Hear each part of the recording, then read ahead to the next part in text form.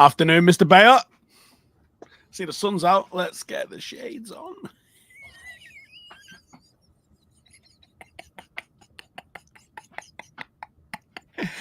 Yeah, boy. Listen, you see that condensation on the outside of the rum glass because it's cold. I'm How are you, by the way? I'm outside Wembley Stadium. And like I said to you before we came on air, this has been the most difficult exit of Wembley Stadium that I've ever had in my whole life. Every single Manchester United fan pulling me aside going, "Hey, Joe, who's had a better season now? Man United or Arsenal?" I'm thinking, hang on a minute. So, answer the question. I'm going to answer it at the end of the show, so you have to stay on if you want an answer. If you want an honest answer, Answer the question. It depends on what way you're looking at it, Stephen Housen. No, don't. Yes. Because if you think about it, hold on. Reading the comments here. People screaming. Hold that is what the comments are saying. Oh, that's what it's saying. First of all, Mo hamstring. I came to watch as a neutral. I didn't really care who won. You got 115 charges over here, and you got Manchester United, i.e. Rio Ferdinand, Stephen Housen over here. No difference to me. But what I don't appreciate is every Manchester United fan on my Instagram, every Man United fan on 5 Instagram, atting me, all of that crap. Bro, I don't need your ats. Enjoy your FA Cup win. Ineos got a big decision to make. Are you now going to push away the man that's won you a second trophy? Big decision, that Sir Jim. Big decision.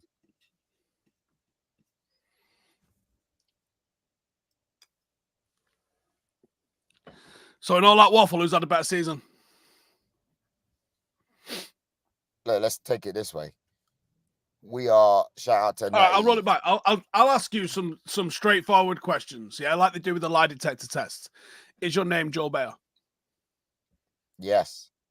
Have Arsenal won the league in the last 20 years? What? What kind of a stupid question is that? Yes or no, please, on the questions. Oh, I'll give you this. No. Oh, okay, cool. Is winning trophies better than not winning trophies? Depends on the circumstance. It's a yes or no question. It depends on the circumstance. It's a yes or no question. Yes, depending on the trophy. Thank you. Therefore, in the last 2 seasons, Eric Ten Hag has won 2 trophies, and Arteta is on 0. First of all, shout out to Edward Bamba with a super sub. Ten Hag only has been here 2 years, and he's already better than us. Shut up, mate. Listen, take that off the screen. Please take that off the screen. We're not giving €5 for comments like that. Put the other one, KC. Put KC up on. Let's see what he's got to say. When is the second place? Take him off. Take him off. You're not playing for $99 for that crap. Anyway, Dean B, 199. Let's see what they're doing. Garnett with more final goals than Thierry. Take it off. Take it off, moderator. We're not paying money for all that crap. We're not paying money for that. That's not why we give super subs. We're not here for that. So last season, you besmirched winning the trophy because it was the EFL Cup, which, let's be honest, it is the bottom of the domestic trophy pile. The FA Cup is second only to the league in this country. The forever Arsenal club, as it was 4 years ago. Remember that one? Still, I told Ari Pinero that's where it is now. I told him the other day in the studio. What was that last super chat? What was that last one? Good job for Arsenal winning the 2-time second place winners in Manchester. Take it off. Take it off, geez. Take it off. We're not going to be giving super subs for banter towards me. That's not why we're here. It's a YouTube video. I got a question for you. Where's Rio? I don't know. I know he's on holiday. He was active in a group chat. He said he might come on, but he's busy celebrating at the moment. So basically, yeah, the chat's really happy to see you, and I'm glad you agreed that Erik ten Hag has had a significantly better season than Mikel Arteta. I didn't say that. Look, let's get all this banter stuff out of the way, because at the 10-minute mark, Steve, I'm going to want to talk football with you. We're going to take off our shades, 5 more minutes of this stuff, and we can actually talk football. All right? Let's read the next super sub. Erik ten Hag, Gummy Gumdrops. Weird name, but okay. Erik ten Hag shouldn't go anywhere. If he goes, Ineos need to go. If he goes, Jim Ratcliffe is a snake because he's just like the Glazers. I like that one. Well, Joe, I watched the post-match press conference and I thought it was out of order, man. They give him one question on like, hey, so you won a trophy. And then it was like, right then, so are you getting a bullet or what? Like, is that what they were doing? It was a bad press conference, yeah. It was out of order, I thought. What do you reckon, Steve? I reckon that there's absolutely, let's be serious for a second. There's absolutely a decision that they have to make, but they don't have to make it today. So Erik ten Hag's got 12 months on his contract. Erik ten Hag, they could allow to just get another 4, 5, 6 months into that contract before they have to make a decision. They've not managed to get all of this backroom stuff in place just yet. So if they sack him today, bring a new guy in tomorrow, that new guy is still working with the same shitty system that the last 11 years worth of managers have been having to deal with. An incomplete team where you're gambling on transfers happening and blah, blah, blah. So there's no guarantee of success. There's not even any improved chance of success because that system isn't in place just yet. Now, if you, as Ineos, say, we will give this guy a bit of time. He's just won the FA Cup, following up winning a trophy last year.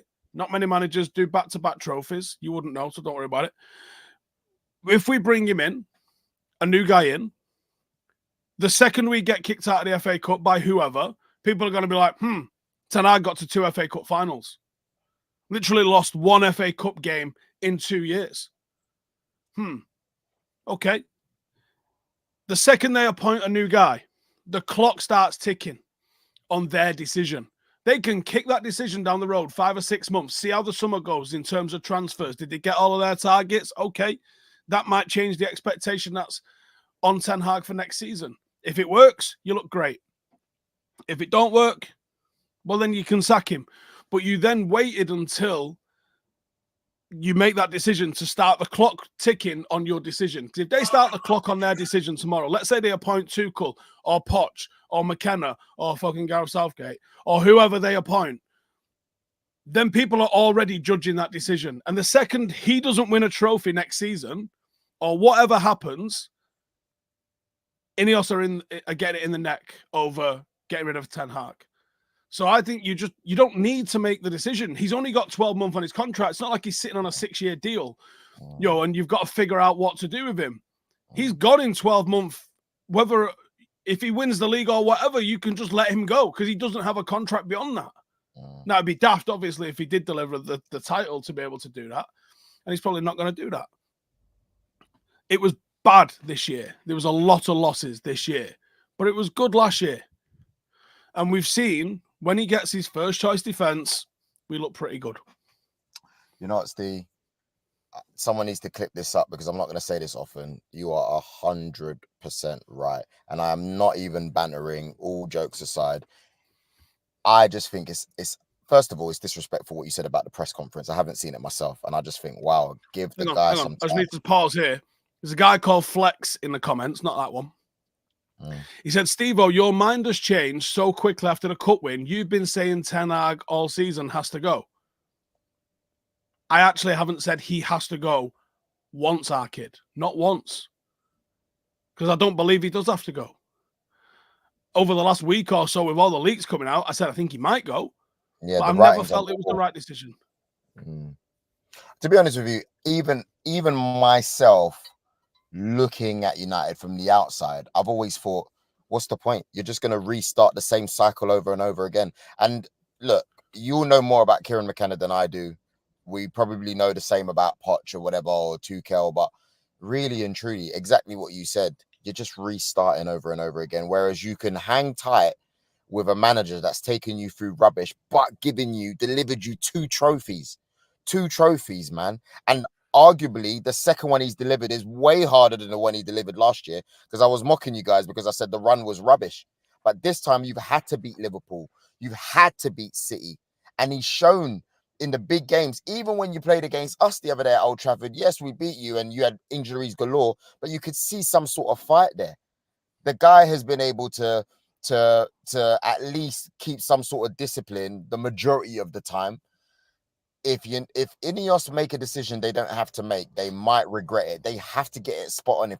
Especially if you're bringing McKenna, no disrespect, but when you're these players that have won all these trophies, it's going to be very hard for those players to immediately give him the same respect that they're able to give Ten Hag now.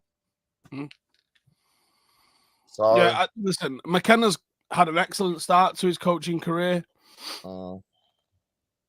Relatively inexperienced when it comes to Premier League. Obviously, he's been a coach in the Premier League.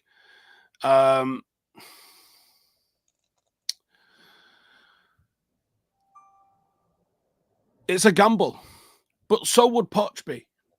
You know, Poch has only won something with PSG. Mate, I'm not being funny. Fucking me and you could go and win something at PSG. Easy. I think of all the people that are out there that are likely to move this summer,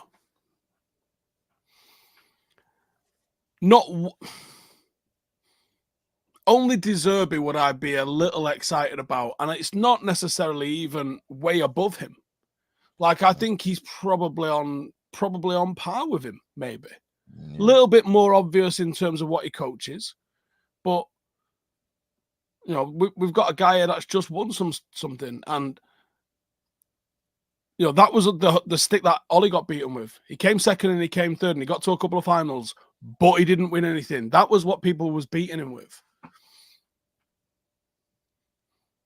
So I think you have to accept the ability to get over the line in circumstances not being perfect.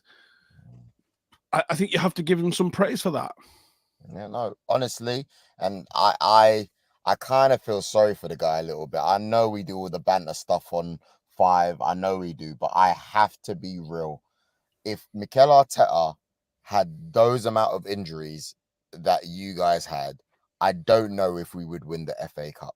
And that's just me being completely honest.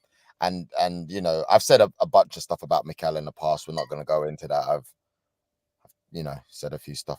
But at the same time, I don't think you become a bad manager over one season. I just don't, you know, and we could see he was closing the gap last year. It was very obvious. Martinez and Varane fit today. Martinez, by the way, I was hoping it was cramp for his sake. What is it? Because you've seen it from Omstead. What is it? Is it a bad injury? What is it? It looked like cramp in all honesty, but the thing with cramp is it's obviously there's a lack of electrolytes and it doesn't go away. So even if you cure it when you get it, it comes back 5 minutes later, because you, like, once you start getting it, it's a lack of salt or a lack of different electrolytes and minerals. So as soon as you get it, you're just getting it until you can replace them. That's down to nutrition though. That's shit on United Sports Science Department, because you can fucking sort that out, no problem. You reckon? I think $1,000,000% you can sort that out. Fucking have some electrolytes at half time. Fucking hell, Joel. The amount of like hikes and shit that I do. Where's my fucking noons gone? I've got fucking tons of them in here. Now I can't find one bag. Basically, I fucking could have swore I had some in here. I live on them. But Steve, tell me this then, and any one of you guys in the comments as well. I just thought it's because Martinez hasn't played a lot of games this season. If you're playing a game with that high intensity, you're going to be very lucky to get to the 90th minute, because you're playing against City, arguably the best team in the world, even though there's 115 charges involved. But hey, who am I? I just thought it's because Martinez has not played a lot of games. You've chucked him in a high intense game, and he just went as far as he could, as far as his body can go. Is that a Yeah, yes he or a did. no? But you can fix that shit. You can Really? fix that shit. It's going to come on more when people are detrained, because he's clearly not going to be match fit with the amount of match fitness he's had. But you can fucking figure that shit out with the correct nutrition. I've literally got a packet of Noons in here somewhere because I've got fucking hundreds of them. Because when I'm doing hikes, I will get cramp. But if I correctly take on the right shit, I don't get cramp. You can fix that stuff. Really? I never knew that. Well, you don't necessarily fix it. That'd be the wrong way of saying it. You can prevent it. Once you've got it, you're fucked. You got to come off. Yeah. But you can make sure you've got it going in. I had no I think idea. rum's an I just electrolyte. thought, I think so. Anyway. I'm just old school. Once you get it, you just do the best you can to prevent it. And once you get it, you just try to manage it. But yeah, he was brilliant. Harry in the comments here trying to laugh at me saying getting cramp hiking. Mate, it happens. I'm carrying weight.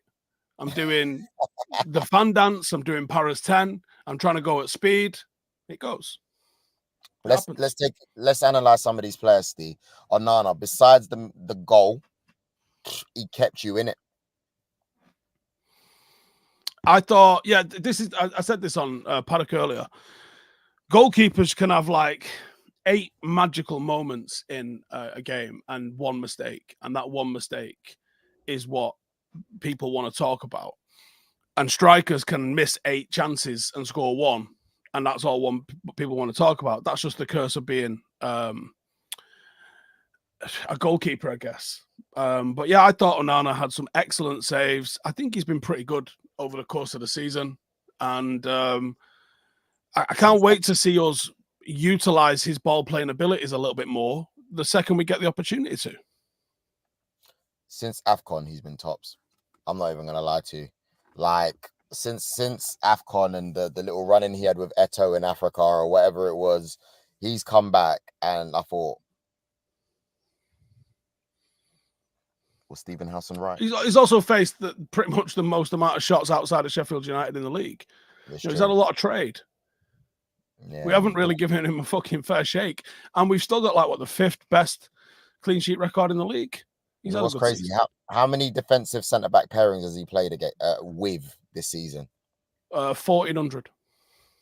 Madness, absolute madness. If you compare it to the stability that our goalkeepers had, it's insane. Absolutely. Yeah, insane. Arsenal have had less than a third of the injuries we've had, or something like that. And we got robbed of the league. But anyway, Kobe Mainoo. He's special. He's special, and the levels of composure that he plays with are unfathomable for someone of his age. I just don't get it. What an advert for futsal and learning futsal and composure on the ball and the technical abilities that your variation of football can give you. Unbelievable. Yeah, no, I'm not gonna lie, man. I'm looking at one point he was cutting through in the center of midfield, and he had 2 City players on each side. Unruffled. Not asked. He'll ask for the ball in those positions too. The guy can gallop, bro. I've never seen a man gallop like that in my life. I'm like 19 years old, bruv. Nah, man. That guy's gonna be an asset during the Euros as well, you know. Like I can see him coming on.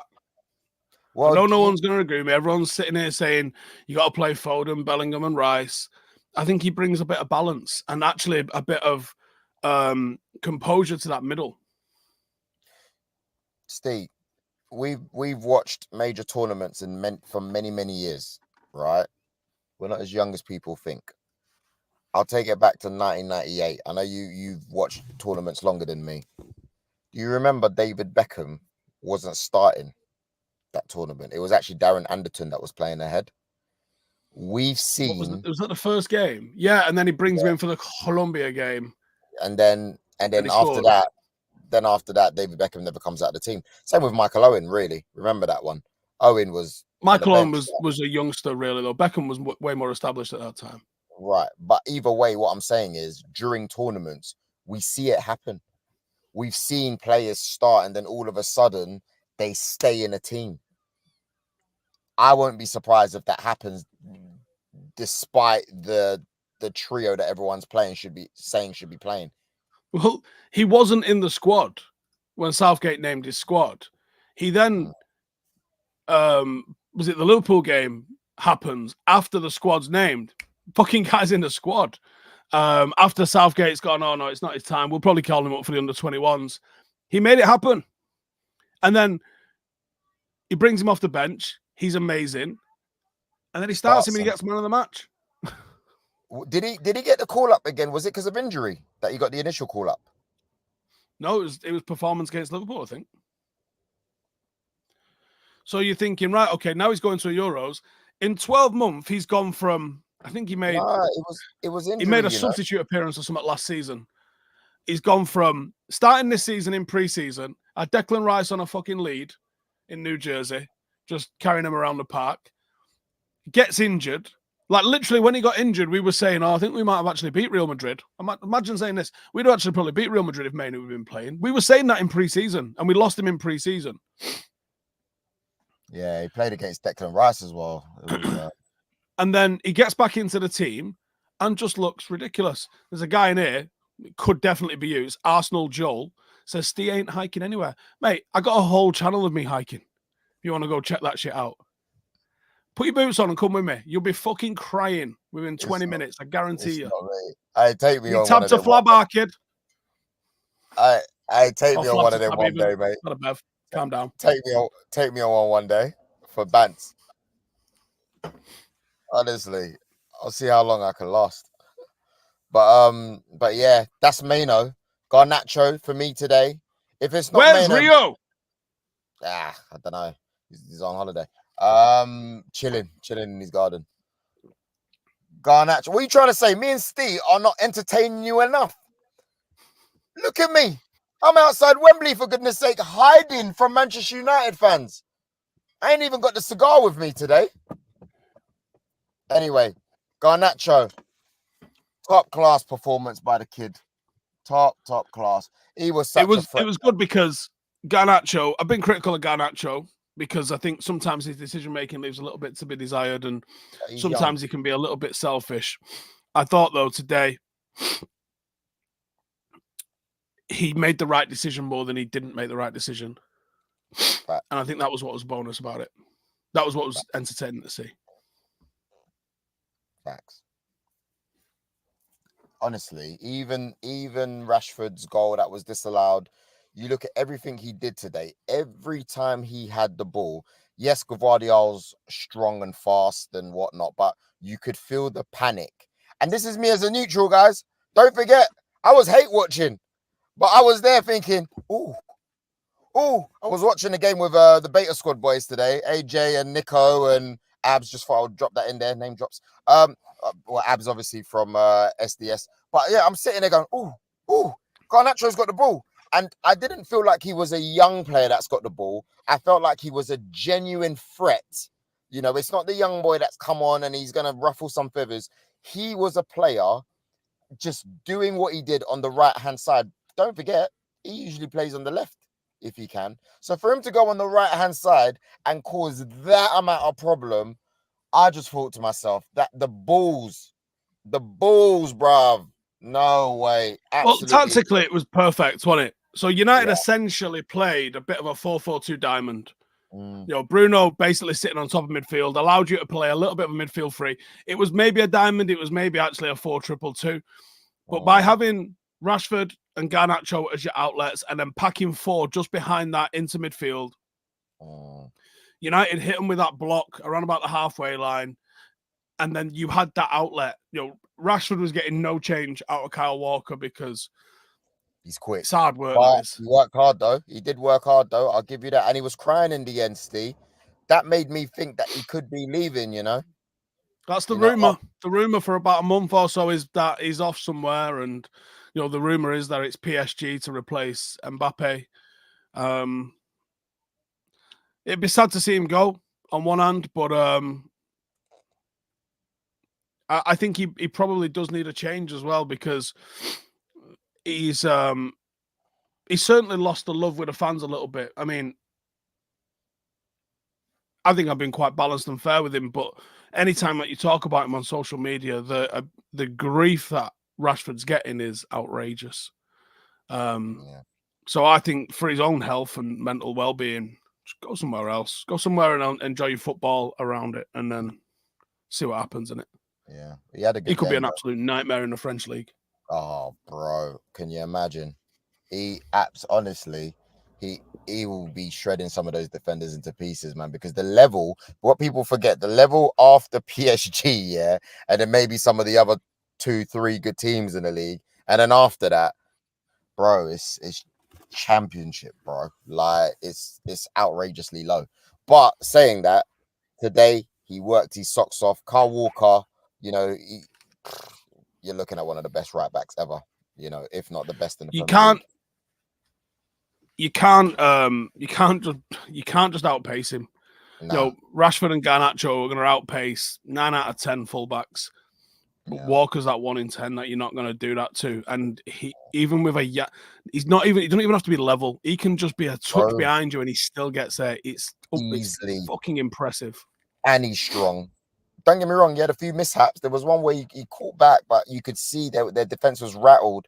Made a really bad pass. I can't remember who it was to, but you could City's defense today weren't that cohesive. You know, they panicked a little bit. Man United had them off balance, man, and I thought that was really, really impressive. I haven't seen City like that all season. You know, I haven't. Højlund, what's your thoughts on Højlund today? I thought Ten Hag made a couple of massive calls today. I thought playing Varane and Martinez with are either of them fit? Are either of them match fit? Yet they've just gone and absolutely locked down Manchester City like it was nothing. When you've got those two playing, it gives United a platform to be able to play from. When you've got those two in the team, it gives United the ability to defend the space as well as to defend man-to-man. It was impressive. And even though I actually thought United, once we started sitting back, I thought we were in trouble. And Doku up against Wan-Bissaka, I thought Wan-Bissaka was engaging a little bit late. He wasn't getting out to him. It was very lackadaisical when Doku got it. He wasn't getting right onto him. And I don't know if that was because that was the plan. Maybe you don't want to get that close to him. Maybe he thrives on, hitting you with the opposite movement as you come towards him. I think that was one thing I was noticing, and that was where their problems came from. In the first half, when we was pushing Gvardiol back, we looked good. Once we sat back and allowed Gvardiol to enter that half space and be an outlet for Doku, that was when United looked rough.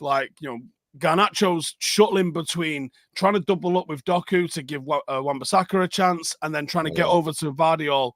It was hard work. They had to dig in for that today. They really had to dig in for that today. So, it was a real good team performance. And I think every single person that came on the pitch today for United, deserves everything that they're going to get said about them. And it's a shame that too many people are going to be talking about now what happens with the manager, rather than talking about how well they played in that game. Yeah. Because they did play well. And fuck Pep, by the way, coming out here and saying, oh, no, United definitely didn't deserve the win and City were better. No, you weren't. You actually weren't. You had a lot more possession. He's going to say but you weren't better. He's going to say that. You know what managers are like as soon as they win. It's just, I don't know what you're like post-match conference. I do try to look at some of your stuff and you make me laugh when you don't win because you just don't want to speak. But people are just different. Do you know what I mean? And look, it's facts. Man United were better overall. And this is what I think as well. You're going to get times in the game where they're going to be on top of you. That doesn't mean that you've had a bad game, in my opinion. It's just how football goes. As far as we allowed them to have the ball in the first half, in their half, and we were blocking quite high around the halfway line, and we looked great doing that. Like it was like a 4-2-4 kind of shape, and we was like, fucking play through that then, go on. And they couldn't, and they struggled. Second half, when I don't know if it was a mental block of like, let's just defend the box a little bit. That was when, look, Manchester City are the best in the world at a team that just sits back and just defends the box. They will do that for hours. For fun, jokes. Yeah, so you got to push them back a little bit. It was aggressive defending from United. It was front foot defending from United in the first half. In the second half, sometimes it's in your head a little bit, and I think we were in our head. I think we was like, Jesus Christ, we've got something to hold on to here. But like I said in our group, like the first goal was good. We needed that, but really we needed the second goal. Yeah. Listen, I didn't have the confidence we would keep a clean sheet. No, I saw you in the group because you said something like they better not think that they can just sit down and something. You said something along the lines, and I thought, bloody X-Stick, why are you so negative? What was it? Because you can't defend them you can't defend City by sitting on the edge of the box like that, and that was how they ended up scoring. I want to find what you said, because I just thought Steve, man, until you said game effing on, but that was at 3:31. Prior to that, wait, I'm trying to see. Prior to that, it's the chat about Rooney. That was in the morning. Yeah, there it is. I said we can't just sit back thinking job done. Yeah. We need a second. We get 2, I think we can win it. Yeah, and then you said game effing on. Well, I thought at least he didn't swear, and then he went and swore on the second one. What was I going to say? I want us to, whilst we're here, we've done really well without Rio. It's been a fabulous half an hour, but I want us to do player rankings, and I want you guys to smash the like button. I've been good today. I've been honest. I've said what I don't usually say because Rio and Steve never give me the chance, right? But today I've actually been able. Look, I even put the glasses up here out of respect for the FA Cup. I'm gonna go through the teams, and you just give me a ratings out of 10. We're gonna start with a City team. Ortega. 0, mate. They were 1-0 down because of him. Yeah, you can't give him a 0 though, Steve. I just fucking did. All right, 0 out of 10. Let us know what you think. Shout out to Wen Davis. Guys, please, can you talk about Hoyland? We're going to talk about that soon. Shout out to you. Carl Walker. 6. I think that's fair. Could have. He was probably would you say he's the best player in their team today? Yeah, so stand by for the rest. Wow. Not even a 7, Steve. Jeez Louise. This is going to be so mad when it's clipped up for socials, you know. John Stones. 5. Nathan Ake. Don't remember him playing. 3. It's true. I can't lie. Guardiola. 2. Yeah, he got ripped. He gets that 2 for what he did on the ball. Otherwise, it'd have been 0. Yeah. Rodri. He was a bit quiet today.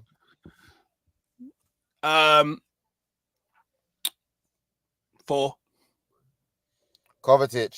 Yanked off. 4. Bernardo Silva. No, he's a whinging little fucker. 3. Is that because of his character or how he played? Both. Okay. Kevin De Bruyne. Well, he got hooked, didn't he? Because he was doing fuck all. 2.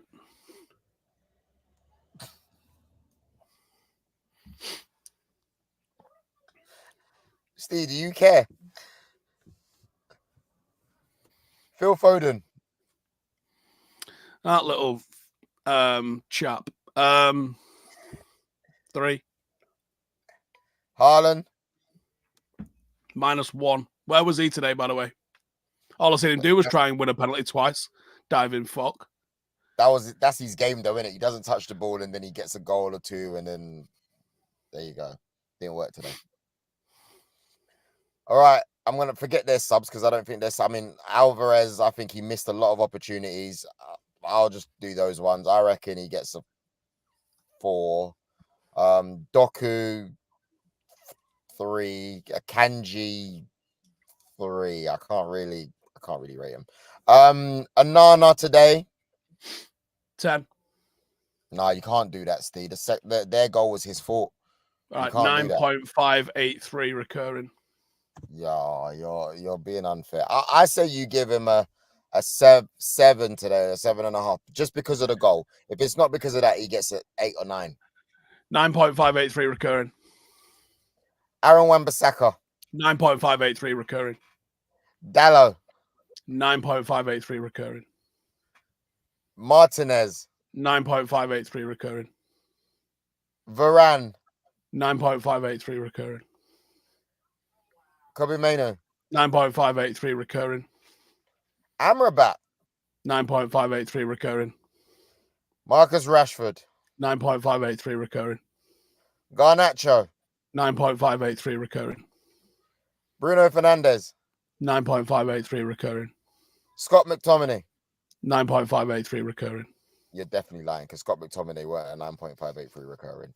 But we'll give you that. Lindelof comes on, does a good job. Højlund comes on.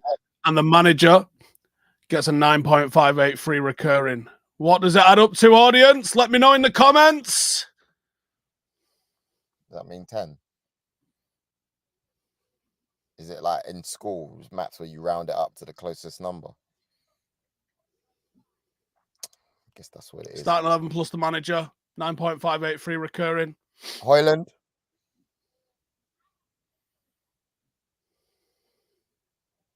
Go on, be honest with Højlund then. It adds up to 115, Joe. Oh, does it?